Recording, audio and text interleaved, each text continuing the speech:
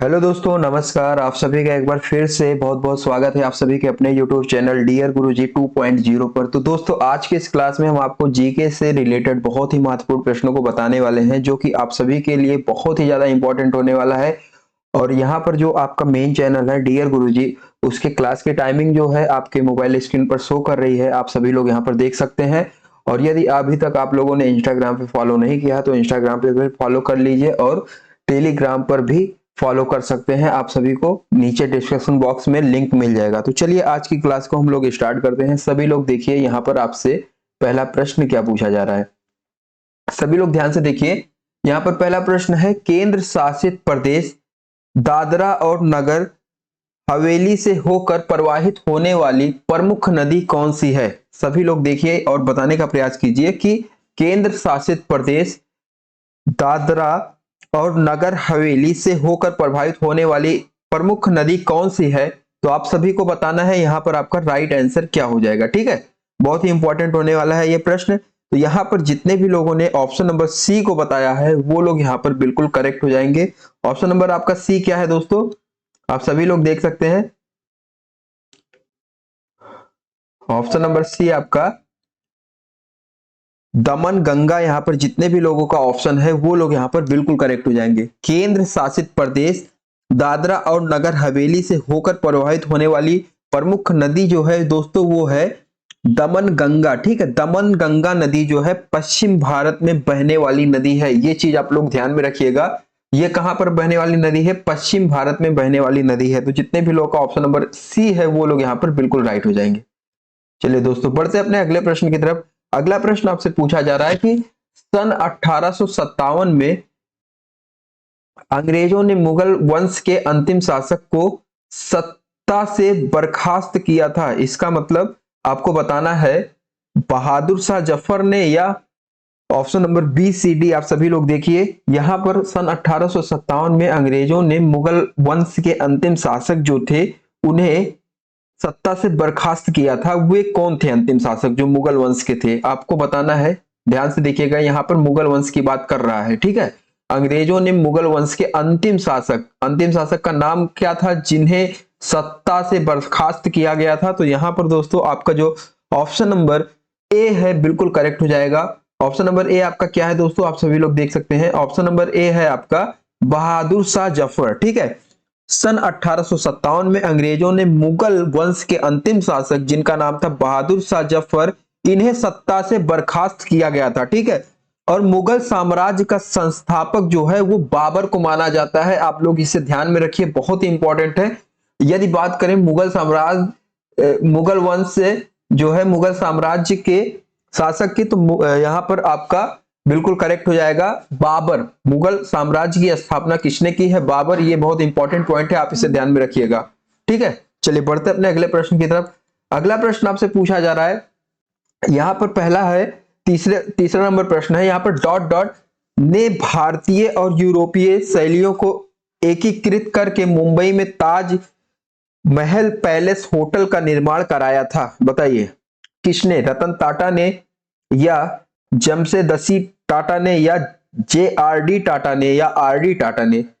बताइए, यहां पर आपको बताना है कि किस टाटा फैमिली ने भारतीय और यूरोपीय शैलियों को एकीकृत करके मुंबई में ताज महल पैलेस मतलब ताज होटल जो कि बहुत ही फेमस है मुंबई में, वो किसकी देन है। बहुत ही इंपॉर्टेंट है और मुझे उम्मीद है कि सभी लोग इससे जानते हैं। तो यहां पर जितने भी लोगों ने ऑप्शन नंबर बी को बताया है वो लोग यहां पर बिल्कुल करेक्ट हो जाएंगे। काफी सारे लोगों ने यहां पर ऑप्शन नंबर ए को बताया है, लेकिन दोस्तों यहां पर ऑप्शन नंबर बी आपका बिल्कुल करेक्ट हो जाएगा, जमशेदजी टाटा। ठीक है, जमशेदजी टाटा ने भारतीय और यूरोपीय शैलियों को एकीकृत करके मुंबई में ताज महल पैलेस होटल का निर्माण कराया था। तो ऑप्शन नंबर बी आपका यहां पर बिल्कुल करेक्ट हो जाएगा। ठीक है, और एक एक पॉइंट इसमें आप लोग ये भी ध्यान रखिए कि रतन टाटा जो है टाटा समूह के वर्तमान अध्यक्ष हैं। ठीक है, आप सभी लोग इसे ध्यान में रखिए कि रतन टाटा जो है टाटा समूह के वर्तमान अध्यक्ष है। तो ऑप्शन नंबर बी यहां पर जितने भी लोग बता रहे हैं वो लोग बिल्कुल करेक्ट हो जाएंगे।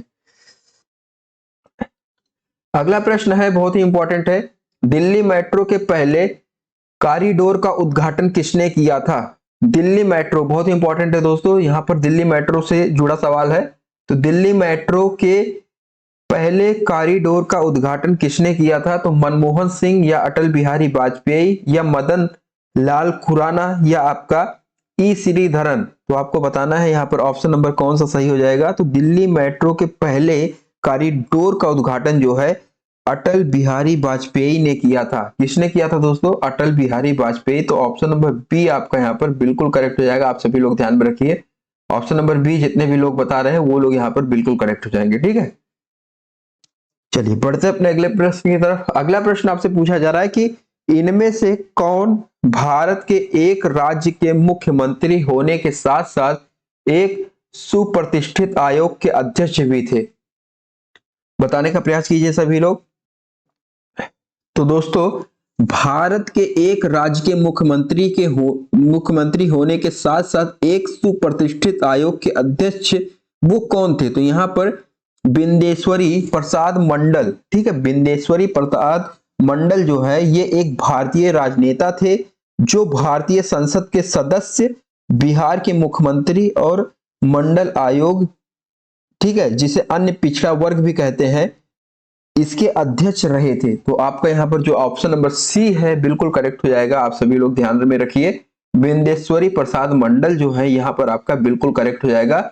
ये भारत के एक राज्य के मुख्यमंत्री होने के साथ साथ सुप्रतिष्ठित आयोग के अध्यक्ष भी थे। ठीक है, चलिए अगला प्रश्न आपसे पूछा जा रहा है कि आर्थिक विकास का एक अच्छा संकेतक निरंतर वृद्धि है। बताइए, निरंतर वृद्धि है, आपको बताना है यहाँ पर राइट आंसर आपका क्या हो जाएगा। आर्थिक विकास का एक अच्छा संकेतक, ठीक है, यहां पर जो अच्छा संकेतक की बात करें वो है जीडीपी। ठीक है, ऑप्शन नंबर सी आपका बिल्कुल करेक्ट हो जाएगा। ऑप्शन नंबर सी आपका क्या है? जीडीपी, यहां पर बिल्कुल राइट हो जाएगा। ठीक है, चलिए बढ़ते अपने अगले प्रश्न की तरफ।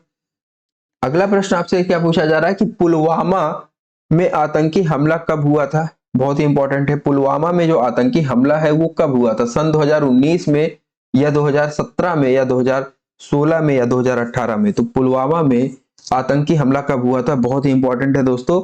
तो यदि बात करें यहाँ पर राइट आंसर की, तो पुलवामा में जो आतंकी हमला हुआ था वो हुआ था सन 1916 सॉरी सन 2016 ईस्वी में। यहाँ पर जितने भी लोगों ने ऑप्शन नंबर सी को बताया है वो लोग यहाँ पर बिल्कुल करेक्ट हो जाएंगे। पुलवामा में आतंकी हमला जो हुआ था दोस्तों वो हुआ था सन 2016 ईस्वी में। ठीक है, आप सभी लोग इसे ध्यान में रखिए, बहुत ही इंपॉर्टेंट होने वाला है ये प्रश्न आपके लिए। ठीक है, सॉरी दोस्तों यहाँ पे मैंने गलत बताया है आपको, आपसे मैं माफी चाहता हूं, गलती से 2016 मैंने बता दिया, 2019। ठीक है, पुलवामा हमला जो है दोस्तों 2019 में हुआ था। ठीक है, 2019 में हुआ था, गलती से मैं 16 बता हूं। तो यहाँ पर 16 दो है आपका गलत है। जितने भी लोगों ने यहाँ पर ऑप्शन नंबर ए को बताया है 2019 में हुआ था ये पुलवामा हमला, तो वो लोग यहाँ पर बिल्कुल राइट हो जाएंगे दोस्तों। ठीक है, चलिए बढ़ते अपने अगले प्रश्न की तरफ। अगला प्रश्न आपसे क्या पूछा जा रहा है, आप लोग सुधार कर लीजिए इसमें। भारत के संविधान के अनुसार संघ के रक्षा बलों का प्रमुख कौन होता है? भारत के संविधान के अनुसार संघ के रक्षा बलों का प्रमुख कौन होता है? तो यहां पर आपको बताना है राइट आंसर क्या है। तो भारत के संविधान के अनुसार यदि बात करें, संघ के रक्षा बलों के प्रमुख जो है वो होता है आपका राष्ट्रपति। ठीक है, पॉइंट यहाँ पर देखिए आप लोग, ऑप्शन नंबर सी आपका यहाँ पर बिल्कुल करेक्ट हो जाएगा। यहाँ पर पॉइंट देखने वाला है कि भारत के संविधान, ठीक है, भारत के संविधान के अनुसार जो है संघ के रक्षा बलों का प्रमुख जो है ये पूछा जा रहा है आपसे। तो भारत के संविधान के अनुसार यदि पूछ रहा है तो संघ के रक्षा बलों का प्रमुख जो होता है वो राष्ट्रपति होता है। चलिए बढ़ते अपने अगले प्रश्न की तरफ। अगला प्रश्न आपसे पूछा जा रहा है कि भारत की प्रथम महिला राष्ट्रपति कौन थी? बहुत ही इंपॉर्टेंट है, भारत की जो प्रथम महिला राष्ट्रपति है वो कौन थी? तो यहां पर आपको बताना है। तो यहां पर दोस्तों आप लोग ध्यान में रखिए कि भारत की जो प्रथम महिला राष्ट्रपति थी वो थी प्रतिभा पाटिल। ठीक है, ऑप्शन नंबर यहाँ पर जो है ऑप्शन नंबर डी आपका बिल्कुल करेक्ट हो जाएगा। ऑप्शन नंबर डी क्या है? प्रतिभा पाटिल, यहाँ पर बिल्कुल राइट आंसर है। और श्रीमती जो प्रतिभा पाटिल जी है, ये वर्ष 2007 से कितने सन तक, 2012 तक भारत के राष्ट्रपति पद पर रही। ठीक है, तो आप सभी लोग ध्यान में रखिएगा, ये कितने से कितने सन तक, 2007 से 2012 तक जो है इनका शासन रहा। तो आप सभी लोग इसे ध्यान में रखिएगा। तो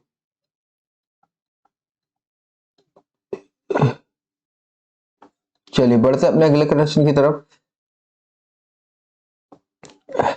अगला प्रश्न आपसे पूछा जा रहा है कि भद्रा वन्यजीव अभ्यारण्य जो है किस राज्य में स्थित है। भद्रा वन्यजीव अभ्यारण्य किस राज्य में स्थित है? तो दोस्तों भद्रा वन्यजीव अभ्यारण्य जो है कर्नाटक राज्य में स्थित है। ठीक है, आप सभी लोग इसे ध्यान में रखिएगा। ठीक है, ऑप्शन नंबर आपका जो ए वाला है बिल्कुल राइट हो जाएगा, कर्नाटक राज्य में स्थित है। चलिए दोस्तों, इसी के साथ हम लोग बढ़ते हैं अपने अगले प्रश्न की तरफ। अगला प्रश्न आपसे पूछा जा रहा है कि भारत के श्वेत क्रांति मूलतः किस राज्य से शुरू हुई थी। भारत में श्वेत क्रांति जो है मूलतः किस राज्य से शुरू हुई थी? तो यहाँ पर दोस्तों जितने भी लोगों ने ऑप्शन नंबर ए को बताया है वो लोग यहाँ पर बिल्कुल करेक्ट हो जाएंगे। ऑप्शन नंबर ए आपका यहाँ पर क्या है, गुजरात। ठीक है, गुजरात यहाँ पर जितने भी लोगों ने बताया है वो लोग यहाँ पर बिल्कुल करेक्ट हो जाएंगे। ठीक है, ऑप्शन नंबर ए। श्वेत क्रांति के जो जनक है, यदि आप लोगों को नहीं पता है तो जान लीजिए, वर्गीज कुरियन को कहा जाता है। ठीक है, तो आप सभी लोग इसे ध्यान में रखिएगा। जो श्वेत क्रांति के जनक हैं उन्हें वर्गीज कुरियन कहा जाता है। ठीक है, और सन 1946 में जो है कुरियन ने कौन से सन में दोस्तों, सन 1946 में, ये चीज आप लोग ध्यान में रखिए। सन 1946 में कुरियन ने जो है डेयरी सहकारी खेड़ा जिला सहकारी दुग्ध उत्पादन संघ लिमिटेड की स्थापना जो है इन्होंने ही की है। ठीक है, इसके जो जनक है किसे माना जाता है दोस्तों, आप सभी लोग ध्यान में रखिएगा, वर्गीज कुरियन। चलिए अगला प्रश्न आपसे पूछा जा रहा है कि बेटी बचाओ बेटी पढ़ाओ अभियान के एक हिस्से के रूप में बालिकाओं के लिए विशेष रूप से लॉन्च किए गए बैंक खाते का क्या नाम है। बहुत ही इंपॉर्टेंट है दोस्तों। बेटी बचाओ बेटी पढ़ाओ अभियान के जो एक हिस्से के रूप में बालिकाओं के लिए विशेष रूप से लॉन्च किए गए बैंक खाते का क्या नाम है। तो बहुत ही इंपॉर्टेंट और बहुत ही आसान है। तो यहाँ पर जितने भी लोगों को पता नहीं है मैं आपको बताना चाहूंगा कि ऑप्शन नंबर आपका यहाँ पर बी वाला बिल्कुल करेक्ट हो जाएगा, सुकन्या समृद्धि योजना। ये बिल्कुल राइट हो जाएगा। ये सरकार की तरफ से लॉन्च किया गया है, जिससे कि इस योजना का लाभ क्या है दोस्तों आप लोग जान लीजिए। इस योजना से होगा क्या कि फ्यूचर में आपकी जो बेटी है उसको पढ़ाने के लिए जितना भी खर्चा होगा वो गवर्नमेंट की तरफ से फ्री हो जाएगा। ऐसा कुछ इसमें स्कीम है। तो इसके बारे में डिटेल्स में आप जानना चाहते हैं तो कहीं पर आप सर्च करके इसे पढ़ सकते हैं। तो ऑप्शन नंबर यहाँ पर बी वाला जो है बिल्कुल करेक्ट हो जाएगा। चलिए बढ़ते अपने अगले प्रश्न की तरफ। अगला प्रश्न आपसे पूछा जा रहा है कि सन 1944 ईस्वी में भारत के बड़े उद्योगपतियों ने एकजुट होकर स्वतंत्रता मिलने के बाद देश में नियोजित अर्थव्यवस्था की स्थापना के लिए एक संयुक्त प्रस्ताव का मसौदा मसौदा तैयार किया। उस मसौदे को किस नाम से जाना जाता है? आप लोग ध्यान में रखिएगा कि सन 1944। ठीक है दोस्तों, आप सभी लोग ध्यान में रखिए, सन 1944 में भारत के बड़े उद्योगपतियों ने एकजुट होकर, मतलब एक साथ होकर, स्वतंत्रता मिलने के बाद जो है देश में नियोजित अर्थव्यवस्था की एक स्थापना के लिए एक संयुक्त प्रस्ताव का मसौदा तैयार किया। ठीक है, उस मसौदे मतलब एक कुछ संगठन में कुछ निकल के आया तो मसौदा, तो उस मसौदे को किस नाम से जाना जाता है? तो उसे किस नाम से जाना जाता है जो प्लान उस समय हुआ?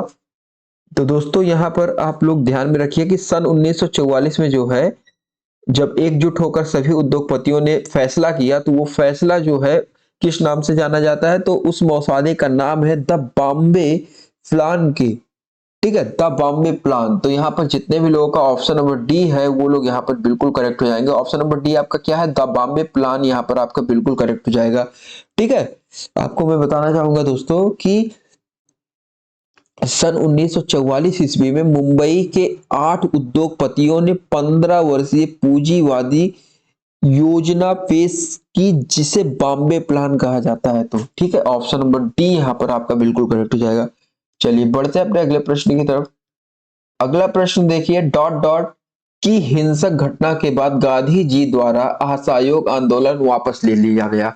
बताइए किसकी हिंसक घटना के बाद, बताइए। रॉलेट एक्ट, भारत छोड़ो आंदोलन, चौरी चौरा या खिलाफत आंदोलन। ऐसी कौन सी हिंसक घटना हुई कि गांधी जी द्वारा जो है असहयोग आंदोलन वापस ले लिया गया। तो दोस्तों यदि बात करें यहाँ पर चौरी चौरा, ये बिल्कुल यहाँ पर राइट हो जाएगा। चौरी चौरा जो है, चौरी चौरा की हिंसक घटना के बाद गांधी जी द्वारा जो है असहयोग आंदोलन वापस ले लिया गया था। आपको ये चीज याद रखना है। और सन 1920 ईस्वी में जो है, और डेट आप लोग याद रखिए 31 अगस्त। ठीक है, सन 1920 ईस्वी में 31 अगस्त के दिन जो है औपचारिक रूप से असहयोग आंदोलन शुरू किया गया था। आप लोग ये डेट याद रखिएगा, 31 अगस्त सन 1920 ईस्वी में जो है असहयोग आंदोलन जो है शुरू किया गया था। फिर मोहम्मद अली जो है इसके पहले नेता बने थे जिन्होंने सर्वप्रथम असहयोग आंदोलन में गिरफ्तार खुद को करवाया था। तो ऑप्शन नंबर यहाँ पर सी वाला जो है बिल्कुल राइट हो जाएगा। और यदि आपसे पूछा जाए कि असहयोग आंदोलन कब शुरू हुआ, तो 1920 ईस्वी में दोस्तों, आप सभी लोग इसे ध्यान में रखिए। 1920 ईस्वी में ये शुरू हुआ था 31 अगस्त के दिन। चलिए, भारत का पहला संरक्षित वन है, बताइए। भारत का पहला संरक्षित वन है, तो यहाँ पर यदि बात करें सब भारत का पहला संरक्षित वन, तो यहाँ पर जितने भी लोग के जो भी ऑप्शन है कमेंट बॉक्स में बताने का प्रयास करें दोस्तों। तो यहाँ पर ऑप्शन नंबर जो है आपका डी वाला बिल्कुल करेक्ट हो जाएगा, सतपुड़ा राष्ट्रीय उद्यान। ठीक है, सतपुड़ा राष्ट्रीय उद्यान यहाँ पर आपके बिल्कुल राइट हो जाएगा। सतपुड़ा राष्ट्रीय उद्यान जो है ये मध्य प्रदेश राज्य के अंतर्गत जो है आता है। और मध्य प्रदेश राज्य में एक जिला है जिसका नाम है होशंगाबाद। ठीक है दोस्तों, क्या है दोस्तों, आप सभी लोग ध्यान में रखिए, होशंगाबाद, होशंगाबाद, आप सभी लोग इसे ध्यान में रखिए। ये जो है मध्य प्रदेश राज्य का एक जिला है। ठीक है, होशंगाबाद, तो आप सभी लोग इसे ध्यान में रखिए। होशंगाबाद जिले में ये स्थित है जो कि मध्य प्रदेश में पड़ता है। तो सतपुड़ा जो है राष्ट्रीय उद्यान भारत का पहला संरक्षित वन है। ठीक है, और मैंने आपको बताया कि ऑप्शन नंबर आपका डी वाला जो है बिल्कुल करेक्ट हो जाएगा। भारत का पहला संरक्षित वन जो है सतपुड़ा राष्ट्रीय उद्यान, ये आपका कहाँ है, ये आपका एमपी में है, मध्य प्रदेश में है। और एमपी का एक छोटा सा जिला है औरंगाबाद, तो यहाँ पर आपका बिल्कुल करेक्ट हो जाएगा होशंगाबाद। चलिए, 1945 में यूएन को लीग ऑफ नेशनल से उत्तराधिकार के रूप में स्थापित किया गया था। बताइए, 1945 में यूएन को लीग ऑफ नेशंस से उत्तराधिकारी के रूप में स्थापित किया गया था। बताइए, प्रथम विश्व युद्ध से ठीक पहले या द्वितीय विश्व युद्ध के ठीक पहले या प्रथम विश्व युद्ध के तुरंत बाद, या ऑप्शन नंबर डी आपका द्वितीय विश्व युद्ध से ठीक पहले। तो ऑप्शन नंबर यहाँ पर आपका क्या हो जाएगा राइट, आपको बताना है। तो 16 नंबर प्रश्न में यहाँ पर जितने भी लोगों ने ऑप्शन नंबर बी को बताया है वो लोग यहाँ पर बिल्कुल करेक्ट हो जाएंगे। द्वितीय विश्व युद्ध के तुरंत बाद जो है सन 1945 ईस्वी में यूएन को लीग ऑफ नेशंस से उत्तराधिकारी के रूप में स्थापित किया गया था। ठीक है, कब, सन 1945 ईस्वी में जो है यूएन को लीग ऑफ नेशंस के उत्तराधिकारी के रूप में स्थापित किया गया था। तो यहां पर जो आपका राइट आंसर हो जाएगा दोस्तों ऑप्शन नंबर आपका बी, द्वितीय विश्व युद्ध के तुरंत बाद जो है। ठीक है, आप सभी लोग ध्यान से देखिए, ऑप्शन नंबर बी आपका जो है बिल्कुल करेक्ट हो जाएगा। द्वितीय विश्व युद्ध के तुरंत बाद सन 1945 ईस्वी में यूएन की लीग ऑफ नेशंस से उत्तराधिकारी के रूप में स्थापित किया गया था। चलिए अगला प्रश्न आपसे पूछा जा रहा है कि ओसीआर, ओसीआर का पूर्ण रूप क्या है? तो ओसीआर का पूर्ण रूप क्या है दोस्तों, आप सभी लोग बताने का प्रयास कीजिए। तो यहाँ पर दोस्तों जितने भी लोगों का ऑप्शन जो भी है कमेंट बॉक्स में जरूर बताएं। तो यहाँ पर ओसीआर का पूर्ण रूप यदि बात करें तो है दोस्तों ऑप्शन नंबर, यहाँ पर आप सभी लोग देख ही रहे हैं, ऑप्शन नंबर बी आपका ऑप्टिकल कैरेक्टर। यहाँ पर आप सभी लोग देख सकते हैं